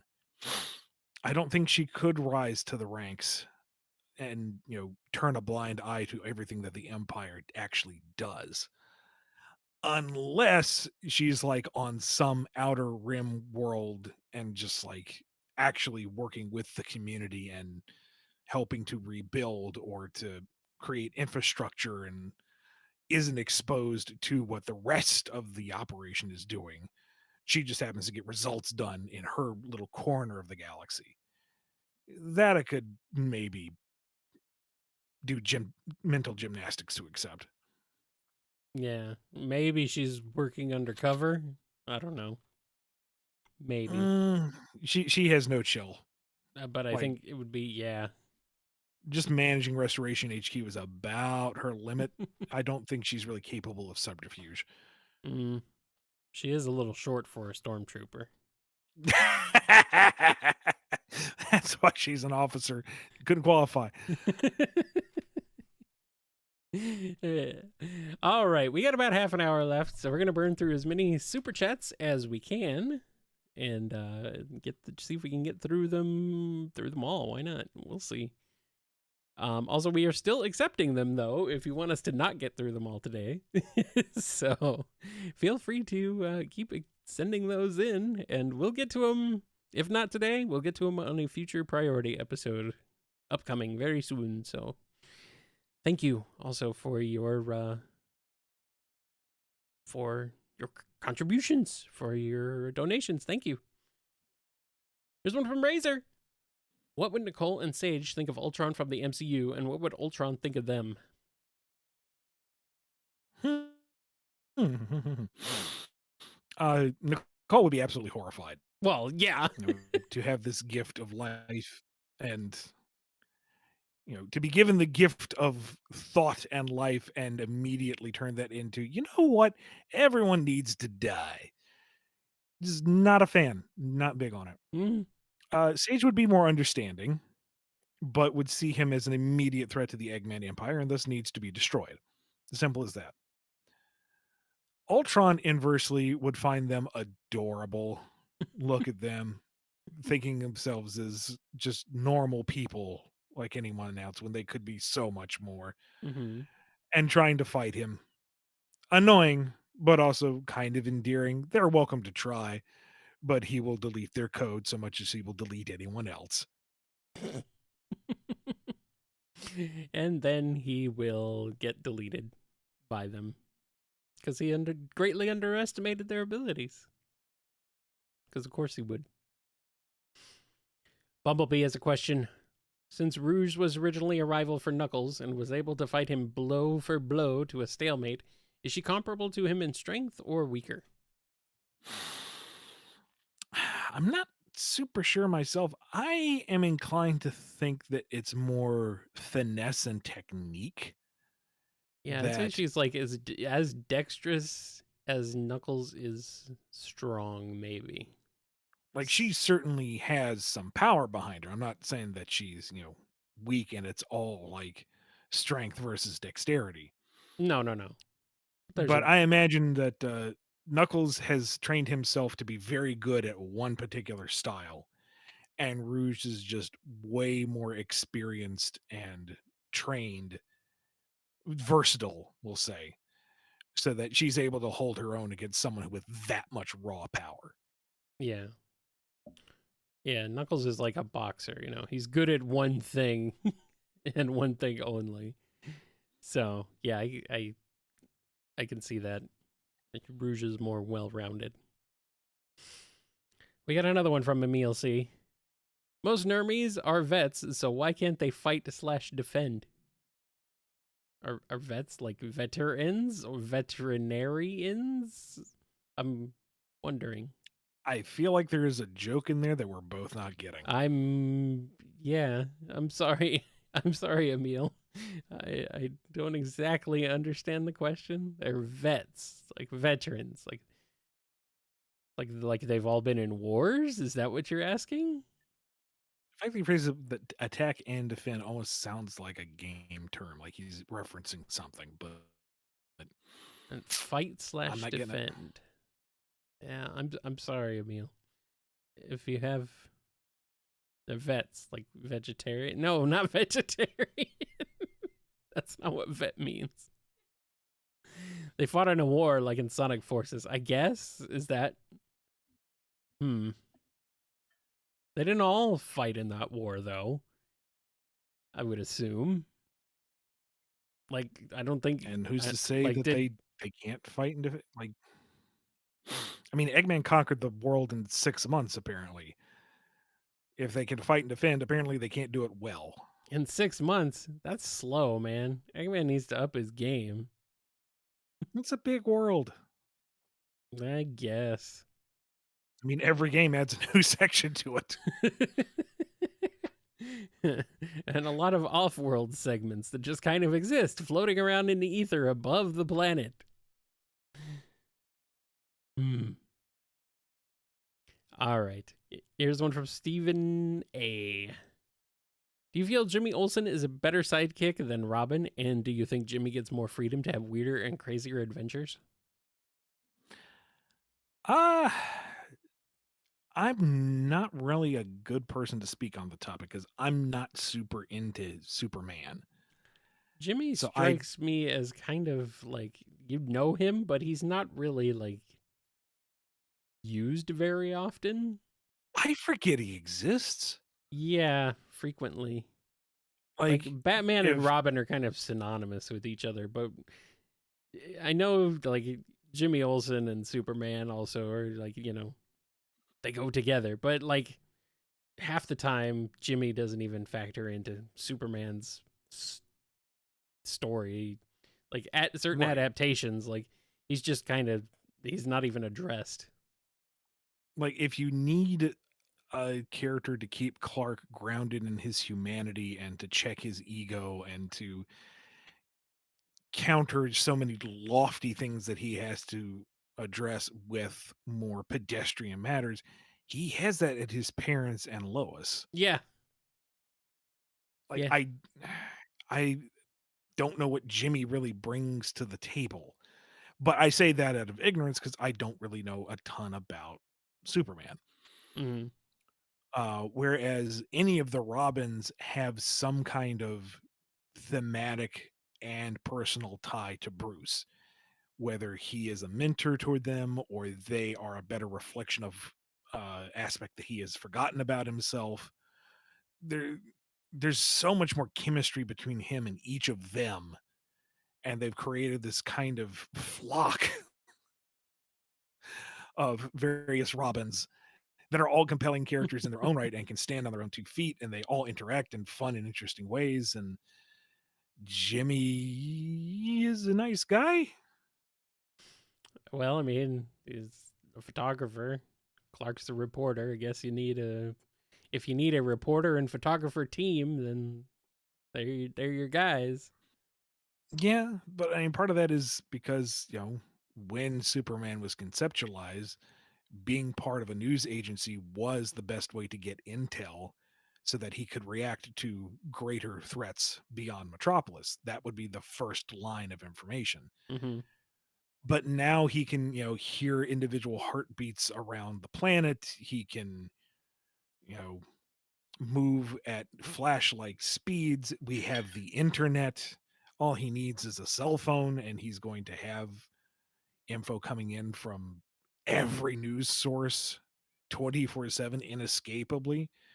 I think that would be an interesting storyline to follow, is that, having this inability to escape the constant barrage and notifications of disasters and terrors around the world, and how does he choose to react to all of that? How does he prioritize? You know, Yeah. yeah, how do you justify any downtime for him? Or, put an even more sinister edge to it. Lex taps into that knowledge and starts feeding him false information so that Soups reacts to something under poor intel and makes the situation work. Those are all interesting ways to, play with the original concept of why he was tapped into a news source, but Jimmy doesn't factor into any of those. Not really. Unless Mm. Jimmy buys him the phone and pays for his phone plan. What, the Justice League was too cheap to get you the 5G package? Bruce Yeah. is going over the annual budget. Sorry, Clark. We're going to have to move you over to Kudo. Oh no. I say that and I use Kudo, but that's besides the point. Yeah, it's okay. I mean, that is pretty funny. But yeah, I mean, like, thinking about adaptations, like the cartoon Superman, the animated series, like, he was rarely showed up and was rarely utilized in there. He barely shows up in any of the movies, recent or older. He just isn't really, he's just kind of there sometimes, but he's not really used much. So, oh well. We got another one from the this one actually is from True Cosmic Digilab 79. What do you think if Sega let you do a whole arc in Blaze's home with a powerful pirate king that rivals Blaze? I think it would be pretty That'd be cool. fun. He's a successor to Captain Whisker or Captain Whisker Reborn. I mean, I could work with that. That could be fun. I mean, more Blaze is good. Yep. So do it. All right, Might of Gabura has another question. Can and does Sonic and Company dream of concepts, their ambitions, goals, and desires and adventures? Maybe. No. Sure. Nope. Here's one from Brett F. Since you're a fan of Skies of Arcadia, have you ever played the original Valkyria Chronicles? In case you didn't know, some of the characters from Arcadia are playable in the first Chronicles. Yeah, I do know. And beyond that, I think in later titles, they are like hidden characters that you can unlock. I have not actually played any of those. It's on the list. But it is nice to know that, Viseka and Fina do endure in some form somewhere. Yeah, they do live on. Even though, I mean, Valkyria Chronicles is a very different game from Skies of Arcadia. Yeah. Yeah. It's weird to see him in those uniforms. It's like, Mm-hmm. no, wrong, different, but you live, so okay. Yeah. And those are tactical RPGs. Like, what? That's not even. I don't know. Of course, now I'm thinking of Drachma in one of those outfits, but instead of his big old mechanical arm, he's just got one of those tank turrets. That'd be pretty boss. Yeah. Here's one from Dishanai.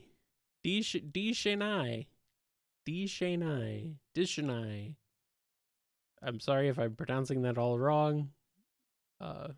Yeah. I'm doing my best. In the previous BumbleKast, Ian, you stated that you believe the Gaia temples were made by humans later. But how does that work when the broken parts of the Gaia Colossus body? They broke over time? You can rebuild them. Like the Gaia Colossus is made from the temples, and the temples are super ancient, so there's wear and tear on them. I think I'm missing the crux of the question. There's Gaia over here. Yeah. Solara Stain has a question. Where can I sign up to join Gun? I want to explore Mobius and fight evil. I'm ready with my bucket and KTF.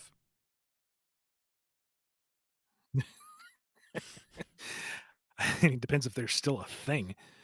The Eggman War may have taken them out. That's not been fully established. Are you really going to tell me that the Eggman really would have completely taken out Gun? Like completely? I don't know, man. I don't know. There's probably like gun Maybe. resistance forces still there. I don't know. It all depends on whether or not we get to access human stuff again. Yeah. Unless we get introduced to a whole Nermy division of Gun. That would be weird. Well, there's also some arguments that Gun is not an analog for the U.S. military. Oh, it totally is, guys. It is the military-industrial complex for a Saturday morning cartoon. It's personified. Yeah, it is for all intents and purposes exactly the same thing. They have Costco brand helicarriers, for pity's sake. Yeah. It's I mean, I don't think that's really an argument. They're literally called Gun. Should name the commander Kirkland. I need your signature on this. Actually, I think this is okay to tell. Little funny story. Just casual. It came up in a meeting with Izuka-san. Joke pitched the idea that we named the commander Oliver Garden. Yeah, you've told it before. But that is funny. Okay. That is a good one. He laughed. He laughed real hard at that one. Okay, good. Funny. All right, we got another one from Emil C. Where are Rookie and Infinite during Metal Virus? Rookie's just out in the world, probably got infected and then got better. And Infinite is wherever Infinite is right now. We have no idea. Well, he might be dead. He might not be. He is infinite. I mean, maybe he is infinite.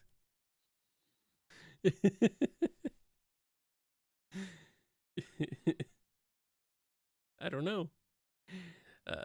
Did you go? Are you there? I think I'm here. Discord cut you off, or did I cut you off? No. I think our Discord's been kind of desynced this whole time. It is acting up, yes. Yes. So apologies to anybody if it sounds like I go super fast chipmunky. Yeah, that's okay. It happens. Oh, well. Personally, I think Rookie and Infinite are smooching during Metal Virus. They're off somewhere else. Thank you, chat. Sonic Mania 2099 is here with a question. After Sonic Frontiers, how will Sega keep Eggman as the main villain after how he was written? I actually cried for the villain before the post credits. Well, he can still be a bad man. You can be it's just now he's a dad. You can be a good father and a bad person. They're not mutually exclusive. I mean, just because he might be a doting father to his little girl doesn't mean he isn't going to pave over Australia just so she has a park to play in. Oh, great. Now he has even more of an incentive to build theme parks. Exactly. Oh, boy. Sage kind of tugs on his sleeve and it's like, Daddy, I had a bad digital nightmare. Oh, what happened? North America existed. Don't you worry, sweetie. I'll nuke it in the morning. Take care of it. uh, yeah. I like the little blue birdie, Father. Oh, which badnik would you want me to store it in? Oh, the gamma one. Here's one from OzJam. Who would Sage favor more as their siblings, Orbot or Cubot, and would they try to battle it out until the Kaiju bots are involved? I think she'd kind of look down on both of them because they're kind of goofy and they're kind of lazy, and that just is not befitting her dear father's empire. Everything should be moving at peak efficiency. Why are these two not optimized? Yeah. Would she try to optimize them? But would they reject it? Eventually, I can see them vying for their new darling little sister's attention and approval for a bit until it becomes way too much work for them. Mm-hmm. Yeah. Yeah. Yeah. Orbot's too lazy. Just doesn't have that much of a. He doesn't have that much drive, you know? And Cubot's just kind of. He doesn't even realize what's going on most of the time, I think. So. We have a question from Bleeding Thumbs 97. So how long has Eggman been a thorn in Sonic's side? Did he become a problem just a few years ago, or was Sonic busting badniks in pull-ups?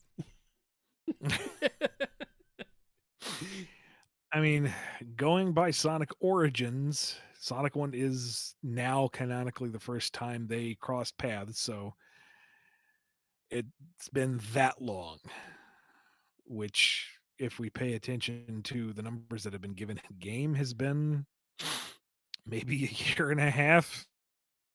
We don't pay too close attention to those numbers. They're ugly things. Sonic was mute only a year and a half ago, and now he's friggin' won't shut up at all. Selectively mute. He still talks in the classic comics. And he also had like a weird wild growth spurt. Like his fur got slightly darker, or quills, whatever, and he got like way taller and lankier in a year and a half between 15 and 15. It's all that running, man. Stretching them out. Yeah, I blame leap years. Here's one from Scurvy Pirate Hog. Money isn't real except when Vector is involved. So, did Vector try to introduce the concept of money and put himself into debt by accident? That sounds like him. No, guys, listen to me. We're going to be rich. What even is rich? No, see, we're going to have this concept, right? It's called money, and then we have all of it, and then we're rich. And what happens if we don't have money? Well, then we're not rich. We're poor, I guess. Do we have any money now? No. Then we're poor. Oh, Crap. no. Oh, no. Oh, boy. All right. Here's a question from JJ Slider. When the end said it was infinite and Sonic's past enemies were finite, was it being literal? If so, was it referring to its full power Sage mentioned? If it was full power, has Sonic fought it yet? Let's be clear. Infinite was spelled with a small I. The end refers to itself as an endless, eternal being, not any connection to the jackal. I don't think that's what they're asking. Said it was in when the end said it was infinite and Sonic's past enemies were finite. Was it being literal? As in, is the end's power, or is the end actually infinite? Not infinite to the jackal, like the actual concept of infinite, the definition of the word infinite. Oh, as in itself is defies props. I a little bit of that is godly gloat, Well, yeah. but more the idea that it was this timeless entity, something that didn't conform to normal mortal standards. Yes. See what you've done, Sega, naming a character Infinite? Now we have these problems. uh, was Infinite at full power at the end of Frontiers? Is that something you can even discuss right now? Uh, I would say no, no, not like 100%, but Oh, it was still an extreme threat. mm, Like even a small even in a weakened state was a world-ending catastrophe. yep, I yep. mean, really, what the ancients managed to do was delay the problem. They never actually defeated it. They just kind of contained it. All I know is all systems full power. We got a question from Meta Mode. Could Omega beat Gamma or Beta? Beta looks like he's built with far better tech, and despite Gamma beating him, Gamma was a freak. So who wins of the three? Gamma wasn't a freak. Gamma had the heart of a warrior. That also went chirp chirp. Yes, Gamma's not a freak. Uh, I think Omega could take them both. Um, I mean, Beta Mark II had some amazing tech. I love that fight Yeah. so much. But Gamma was able to, duck and weave and take him out with inferior tech, and Omega just has a larger arsenal. His DPS eclipses both of them. Mm-hmm. So I think he could take him out. I think Gamma might be able to last longer if he's stuck to the whole, kind of guerrilla warfare, take a couple pop shots, then move positions. But as soon as Omega gets one solid hit in, that's all she wrote. It's like trying to hide from the predator. Yeah, like by the end, you're moving a tiny Cornish hen from the wreckage.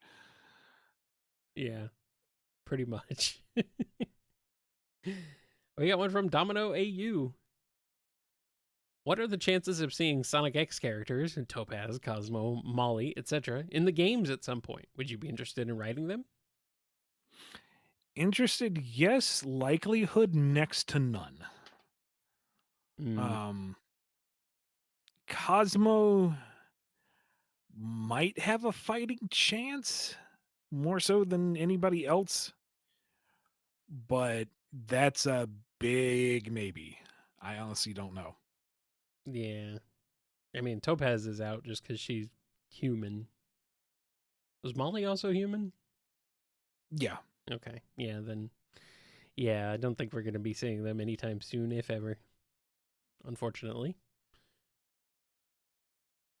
All right, here's one from the first Chubasa. Can you guys come on with supervillain personas for each other?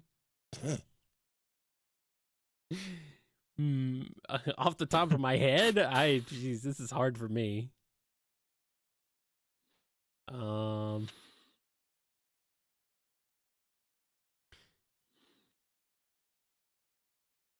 let's see.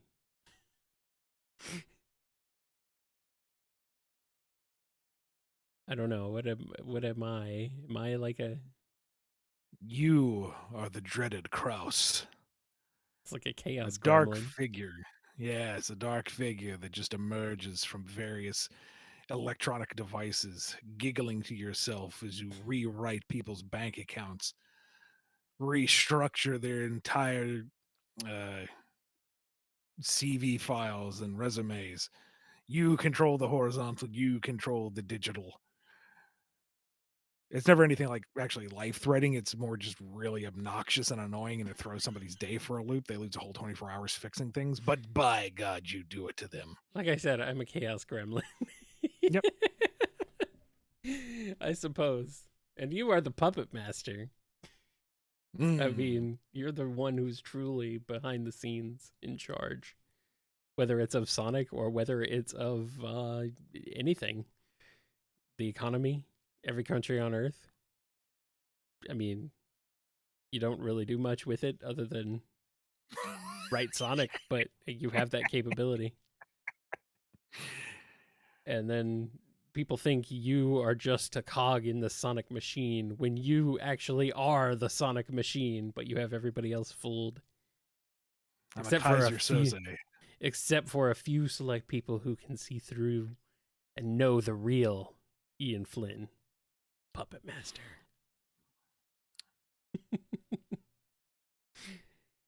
Here's one from Emil C.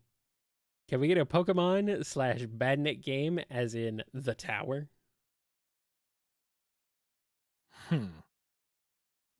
Might be kind of fun to have like a Badnik Pokemon style game with Badniks or something like that.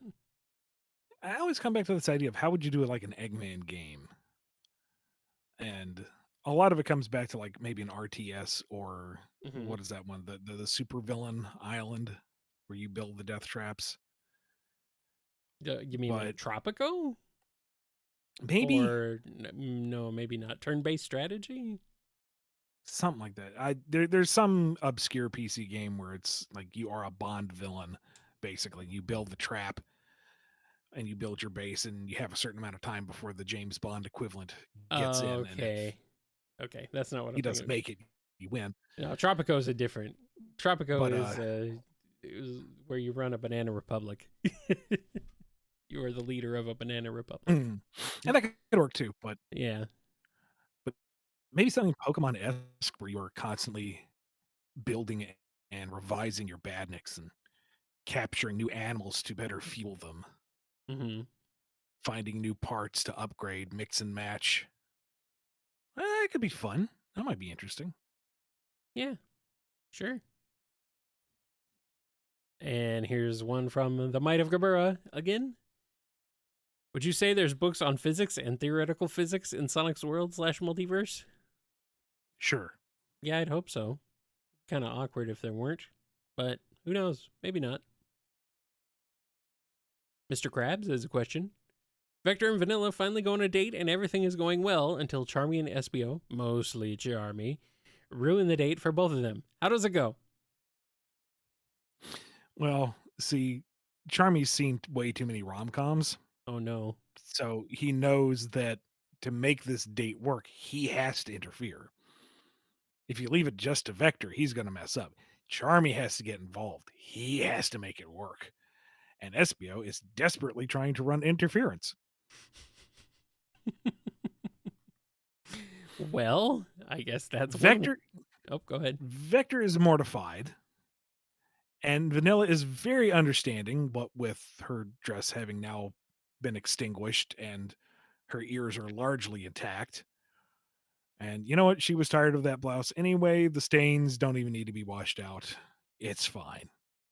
Mm-hmm. It's fine. Good night. Good night.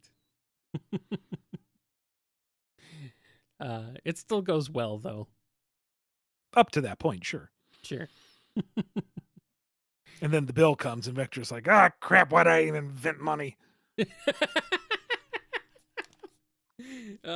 Vector, the true mastermind of the economy all along. No wonder it's falling apart.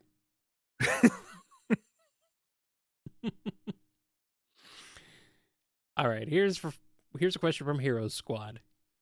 What are the chances for public domain characters appearing in Sonic media, like Peter Pan or even Winnie the Pooh characters? uh, hmm.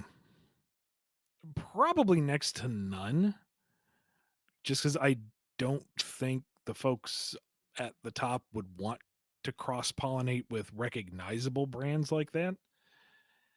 But like, if the storybook series ever found life again, I guess that would be where you could explore. And we've talked about this before, but Mm-hmm. Sonic and the Winnie the Pooh series, Sonic and Peter Pan. Oh yeah. I mean, tell me, Eggman as Captain Hook wouldn't be appealing. I mean, yes, yes. I mean, there's literally. Amy Knuckles Tails is Wendy, John, and Michael. Well, there you go. I You have your female elven companion and Tinkerbell built in. yeah, I guess you do. I guess you do, don't you? And then you have Sonic run around taking the role of Peter Pan. He's always a child at heart. You throw in some Knights into Dream style flying mechanics. Yeah, I could see this working. All right. Well, I think we know what else to do next. And I Sonic the mean, Hedgehog and the Promise of Neverland. No, wait! no, no. I mean, but he's literally called Winnie the Pooh. It's like he was the original example of blank the noun. Name the noun. Winnie the Pooh. Sonic the Hedgehog. It fits right in. Perfect crossover. Well, we're at the 2-hour mark. How many super chats we got left? Well, we have, I want to see here. We've got about 10-ish.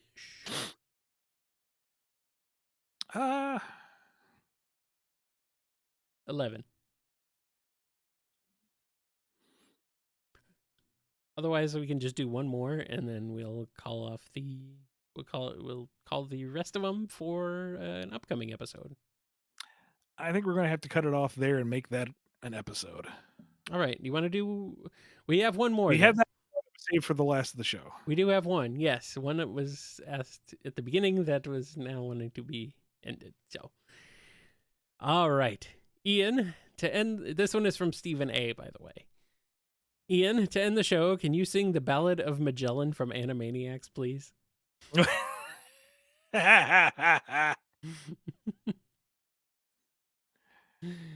Google, help me out here. Yeah.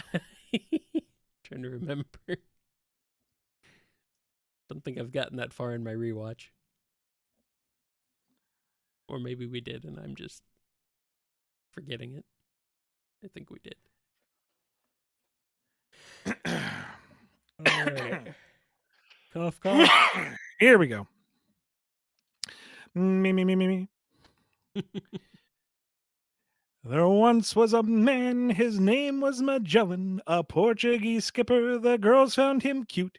He sailed with 5 ships to find the East Indies, then come back to Spain with a bounty of loot.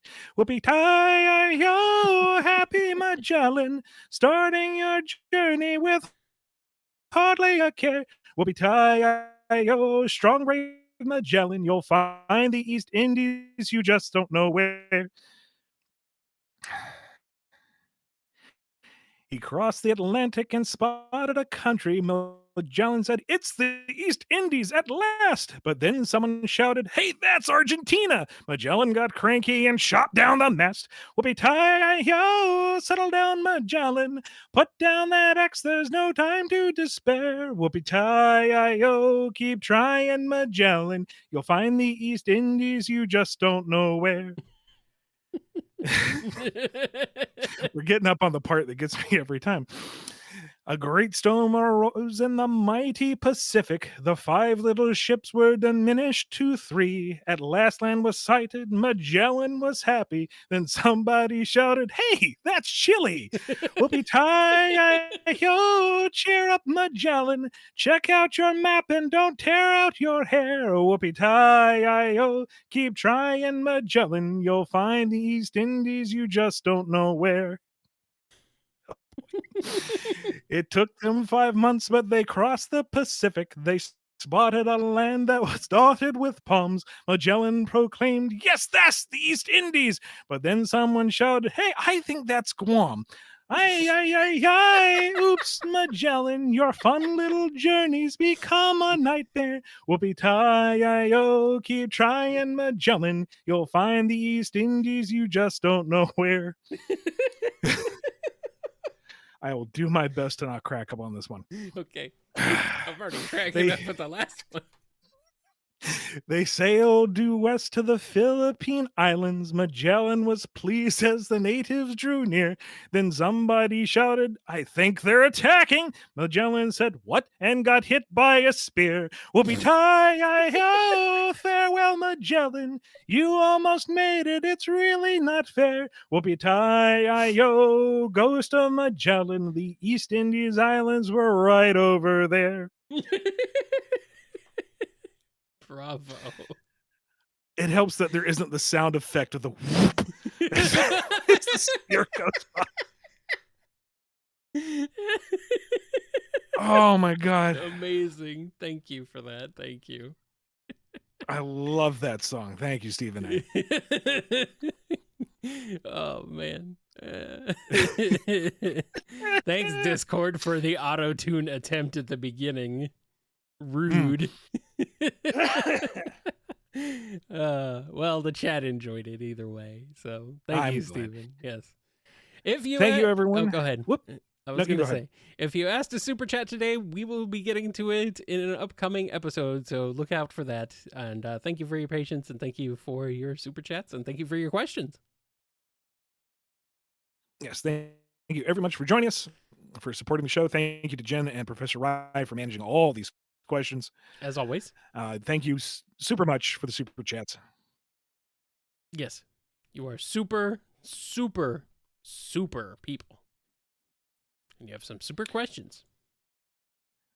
Coming up in March, we've got the Orbot Q&A special. We've got more priority Q&A. We've got a whole bunch of minis. So we got stuff coming. We are nonstop for the foreseeable future. So again, thank you very much. Be good to yourselves. Be good to each other. And we will see you next time on the BumbleKast. Oh crap, we forgot to mention all the guest episodes. We have so many guest episodes. Oh no. Oh no. See you guys later.